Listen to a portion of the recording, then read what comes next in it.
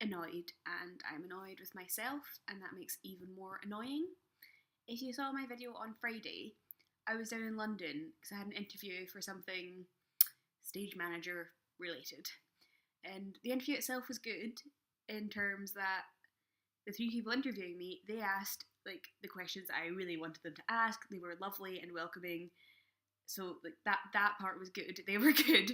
My side of the table, however, just it's not that I froze because I sometimes do that in exams. Like my just mind goes blank and everything.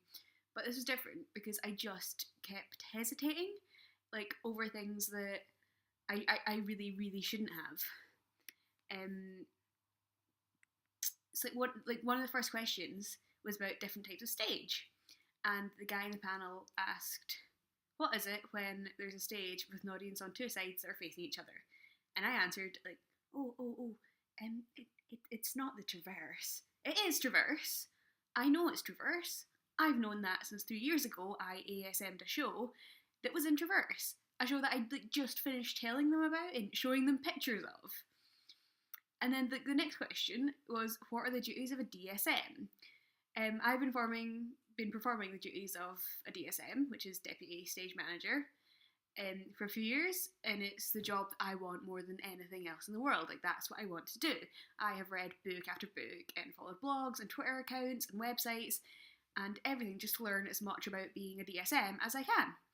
Yet my answer to that was just like, I think calling the show, cues, rehearsals, covering rehearsals and notes, and I got the answer right and we chatted about it, but I've been DSMing for a while and like I did have the answers.